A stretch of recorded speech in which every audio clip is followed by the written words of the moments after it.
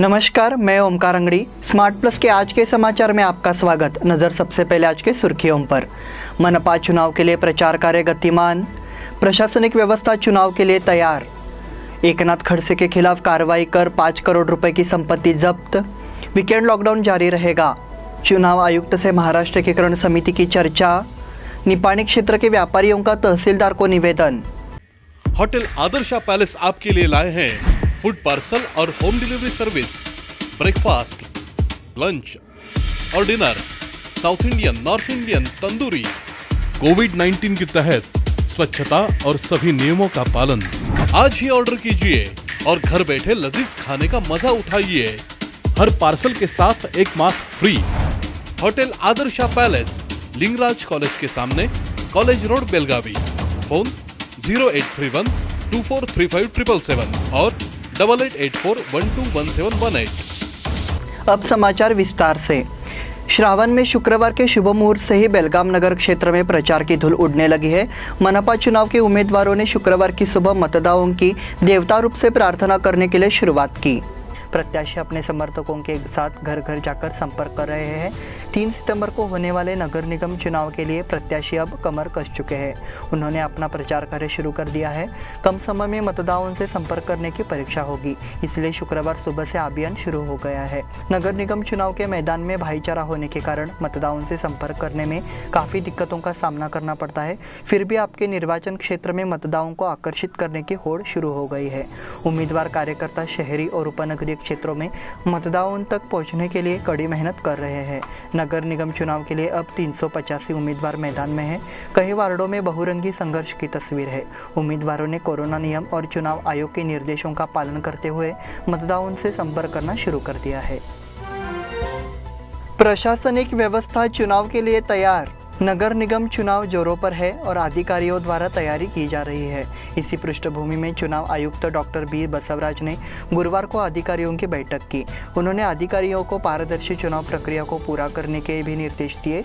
निगम प्रशासक एवं निर्वाचन अधिकारी कलेक्टर एम.जी. हिरेमठ उपस्थित थे। साथ ही पुलिस आयुक्त डॉक्टर के त्यागराजन ने पुलिस स्थिति की समीक्षा की। चुनाव प्रक्रिया पर अधिकारी नजर रखे। उन्होंने कहा कि इसी तरह नियमों का पालन करने पर जोर दिया जाना चाहिए। चुनाव के लिए आवश्यक सामग्री नगर निगम में जमा कर दी गई है और अब कार्य गति पकड़ चुका है। शुक्रवार से चुनाव प्रचार तेज हो जाएगा। इस दौरान 1826 चुनाव कार्यकर्ताओं को प्रशिक्षण दिया जाएगा। इसलिए शहर के 415 मतदान केंद्रों की सामग्री का मिलान किया जा रहा है। मतदान केंद्रों पर भेजी जाने वाली सामग्री को इकट्ठा करने, अलग अलग बैग बनाने, मतदान केंद्रों पर नाम लिखने आदि के काम में तेजी आई है। एकनाथ खड़से के खिलाफ कार्रवाई कर 5 करोड़ रुपए की संपत्ति जब्त। एमआईडीसी में भूमि अधिग्रहण मामले ने राकांपा नेता और महाराष्ट्र राज्य के मंत्री एकनाथ खड़से की मुश्किलें बढ़ा दी है। ईडी ने लोनावला और जलगांव में खड़से की संपत्तियों को जब्त कर लिया है। ईडी ने एकनाथ खड़से के खिलाफ कार्रवाई करते हुए 5 करोड़ रुपए की संपत्ति जब्त की है। पिछले कुछ दिनों से एकनाथ खड़से और उनके परिवार से ईडी पूछताछ कर रही थी। एक मामले में ईडी ने खड़से के दामाद को गिरफ्तार किया था। उसके बाद एकनाथ खड़से के खिलाफ यह बड़ी कार्रवाई की गई है। वीकेंड लॉकडाउन जारी रहेगा। कोरोना के मामले कुछ कम हुए हैं, लेकिन खतरा अभी भी बना हुआ है। फिलहाल देश में कोरोना के डेल्टा वेरिएंट ने खौफ पैदा कर दिया है। इस पृष्ठभूमि के खिलाफ मुख्यमंत्री बसवराज बोम्मई के नेतृत्व वाली राज्य सरकार ने राज्य में रात के कर्फ्यू को बनाए रखने का फैसला किया है। बेलगाम की सीमा से लगे 8 जिलों में रात का कर्फ्यू अगले सप्ताहांत तक जारी रहेगा। महाराष्ट्र सीमा पर बेलगाम सहित केरल सीमा पर बिदर, गुलबर्गा और मंगलोर, कोडगू जैसे 8 जिलों में सप्ताहांत लॉकडाउन लागू किया है। आवश्यक सेवाओं को इससे छूट दी गई है। आवश्यक दुकानें सुबह 5 बजे से दोपहर 2 बजे तक यानी 9 घंटे तक खुली रहेगी। इसके बाद दुकानें बंद रहेगी।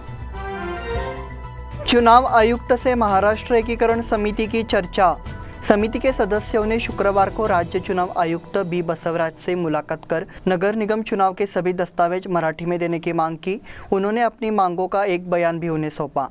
बयान में कहा गया है कि नगर निगम चुनाव में मराठी भाषियों को अपने अधिकार के अनुसार सभी दस्तावेज मराठी में प्राप्त करने होंगे, लेकिन इसकी अनदेखी की जा रही है। इसे गंभीरता से लिया जाए और सभी दस्तावेज मराठी में उपलब्ध कराए जाए। मांग की गई है कि इस समय महाराष्ट्र एकीकरण समिति के सभी पदाधिकारी मौजूद रहे। निपाणी क्षेत्र के व्यापारियों का तहसीलदार को निवेदन। क्षेत्र के किसानों की ओर से आम बाजार में व्यापारियों की गुंडागर्दी रोकने के लिए प्रशासन तत्काल कदम उठाए। बुदलमुख के किसान सुशांत कड़कने और आबा साहेब कड़कने पर आम मार्केट में उनके कुछ साथियों ने उनके पार्षदों के साथ हमला किया था। किसानों ने तहसीलदार को बयान दिया है कि इन व्यापारियों को तत्काल रोका जाए। बयान में कहा गया है कि मामले के आरोपी को तुरंत गिरफ्तार किया जाना चाहिए। बयान में यह भी कहा गया है कि प्रशासन को बाजार को और समावेशी बनाने के प्रयास करने चाहिए। तहसीलदार प्रवीण करंडे ने बयान स्वीकार कर लिया और जल्द ही कार्रवाई करने का वादा किया। इस समय स्वाभिमानी शेतकरी संगठन प्राध्यापक यन्नाय खोत, प्रसन्न कुमार गुजर, प्राध्यापक मधुकर पाटिल, जयराम मिरजकर, विट्ठल वाघमोड़े सहित किसान मौजूद थे। इस बुलेटिन में वक्त हो गया छोटे से ब्रेक का। देखते रहिए smart plus. Hotel Adarsha palace आपके लिए लाए हैं फूड पार्सल और home delivery service, breakfast, lunch और dinner, south Indian, north Indian, tandoori. कोविड-19 के तहत स्वच्छता और सभी नियमों का पालन। आज ही ऑर्डर कीजिए और घर बैठे लजीज खाने का मजा उठाइए। हर पार्सल के साथ एक mask free. Hotel Adarsha palace, Lingaraj college के सामने, कॉलेज रोड, बेलगावी। फोन 0831 243577 और 8884121718। ब्रेक के बाद फिर से आपका स्वागत। नगर निगम चुनाव की आचार संहिता के लागू होने के दौरान खड़े बाजार पुलिस ने भर बाजार में रिवॉल्वर लेकर एक युवक को गिरफ्तार किया। पता चला है कि युवक कमर में रिवॉल्वर लेकर घूम रहा था। तभी कुछ जागरूक नागरिकों ने इसका वीडियो बनाकर सोशल मीडिया पर वायरल कर दिया। इसके बाद पुलिस को इसकी सूचना मिली और संबंधित व्यक्ति को गिरफ्तार कर लिया। युवक के पास से एक रिवॉल्वर और एक बंदूक का लाइसेंस मिला था, जिसे पुलिस ने जब्त कर लिया है। हेमड़गा, शिरोली, खानापुर सड़कों पर बस सेवा शुरू करने की मांग। जनसेवा फाउंडेशन और क्षत्रिय मराठा परिषद खानापुर ने मांग की है कि हेमड़गा, शिरोली और खानापुर सड़कों पर पहले की तरह नियमित बस सेवा शुरू की जाए। इस मांग का बयान हाल ही में बस डिपो प्रमुख को दिया गया था। उस संदर्भ में बयान में कहा गया है कि सरकार ने अब स्कूल शुरू करने का निर्देश दिया है, इसलिए छात्रों को स्कूल पहुंचने के लिए बस की सुविधा उपलब्ध हो। अनमोड़ खानापुर रोड पर स्थित अनमोड़, शिरोली, हेमड़गा, डोंगरगांव, शिरोली, देगांव, कृष्णापुर गांव के छात्रों के लिए बस सेवा आवश्यक है। रुक रुक कर हो रहे कोरोना के कारण इस रूट पर बस सेवा बंद कर दी गई थी, इसलिए अब इस बस सेवा को फिर से शुरू किया जाना चाहिए। यह भी मांग है कि रामनगर, लोंडा और खानापुर सड़कों पर बस सेवा शुरू की जाए। जनसेवा फाउंडेशन के अध्यक्ष अभिलाष देसाई, क्षत्रिय मराठा परिषद के अध्यक्ष दिलीप पवार, श्रीराम सेना हिंदुस्तान के पुंडलिक मुदगेकर सहित अन्य कार्यकर्ता मौजूद थे। बीम्स अस्पताल कर्मियों का आंदोलन जारी। बीम्स अस्पताल के कर्मचारियों का आंदोलन जारी है क्योंकि उन्होंने शुक्रवार को यहां जिला कलेक्टर कार्यालय के सामने फिर से विरोध प्रदर्शन किया। बीम्स अस्पताल में सुरक्षाकर्मी पिछले कई महीनों से सुविधाओं से वंचित है, उन्हें सेवा में रखा जाना चाहिए। कार्यकर्ता शुक्रवार को जिला कलेक्टर कार्यालय के सामने धरना दे रहे हैं और उन्हें अन्य सुविधाएं भी मुहैया कराने की मांग कर रहे हैं। आम्ही बीम्स हॉस्पिटलमध्ये गेली 8 ते 10 वर्षापासून काम करायला आहे आणि आम्हाला एकदमच 1 तारीखपासून कामावरून काढून दिले। आता आम्ही कुठं जायचं, काय करायचं ही आम्हाला काळजी पडत नाही। कालपासून आम्ही रिपोर्ट करत आहोत। आम्हाला ऑफिसर भेटतो म्हणून सांगितले, त्यासाठी कालपासून आम्ही त्याची वाट बघायला। नीलगार गणपति दर्शन इस साल फिर से प्रतिबंधित। कोरोना संक्रमण के चलते इस वर्ष गणेशोत्सव शासन के आदेशानुसार होगा। इस वर्ष भी संकेश्वर के मशहूर नीलगार गणपति के दर्शन की अनुमति नहीं होगी। संकेश्वर थाने के उपनिरीक्षक गणपति कोगनोली ने अपील की कि प्रशासन का सहयोग करने के लिए पास के मंदिरों में सार्वजनिक गणपति मंडल स्थापित करें। वे संकेश्वर में आयोजित एक सार्वजनिक गणेशोत्सव शांति सभा को संबोधित कर रहे थे।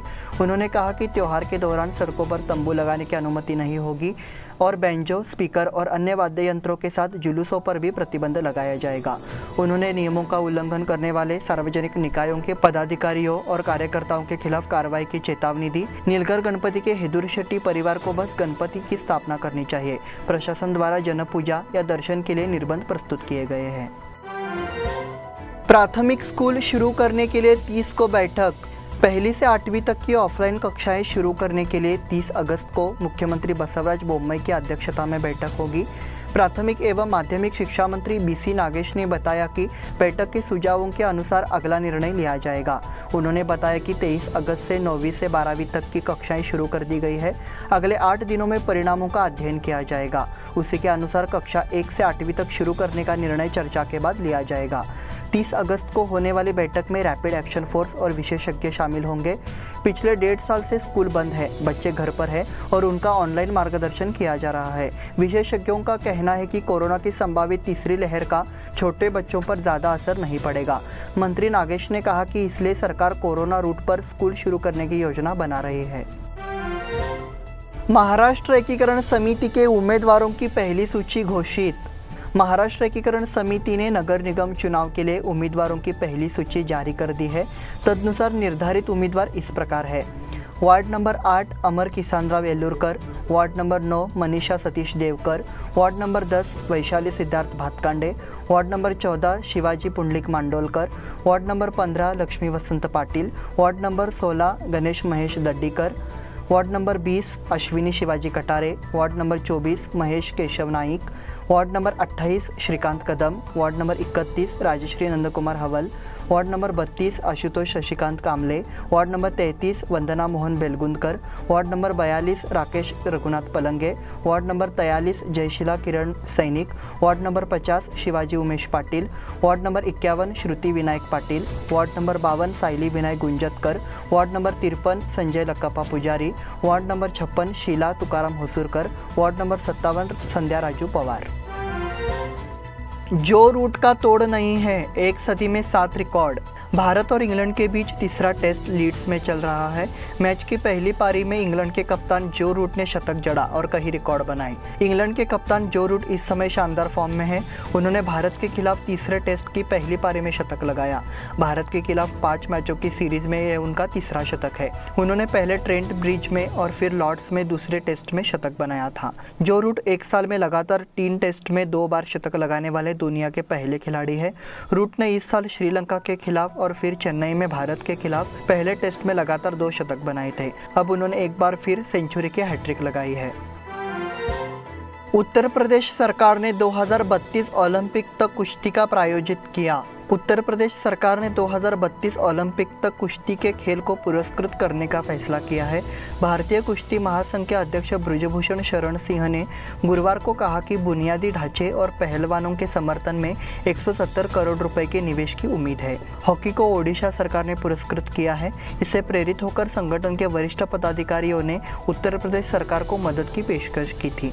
ब्रजभूषण ने कहा कि इसे मुख्यमंत्री योगी आदित्यनाथ ने तुरंत स्वीकार कर लिया। मोहम्मद शमी ने किया कमाल, इस रिकॉर्ड ने सबको चौंका दिया। इंग्लैंड के खिलाफ तीसरे टेस्ट में हालांकि भारत बैकफुट पर था, लेकिन टीम इंडिया के तेज गेंदबाजों ने अच्छा प्रदर्शन किया। भारत के प्रमुख तेज गेंदबाज मोहम्मद शमी ने 3 विकेट लिए। इन 3 विकेट के साथ उन्होंने अपने नाम एक खास रिकॉर्ड भी बनाया। मोहम्मद शमी ने सेना यानी दक्षिण अफ्रीका, इंग्लैंड, न्यूजीलैंड, ऑस्ट्रेलिया के खिलाफ 100 विकेट पूरे किए। ऐसा करने वाले शमी 5वें गेंदबाज है। इससे पहले कपिल देव, अनिल कुंबले, जहीर खान और ईशांत शर्मा ऐसा ही कर चुके हैं। सेना देश के खिलाफ 100 विकेट लेने वाले 4थे सबसे तेज गेंदबाज बने। इसी के साथ स्मार्ट प्लस के आज के समाचार समाप्त हुए। धन्यवाद।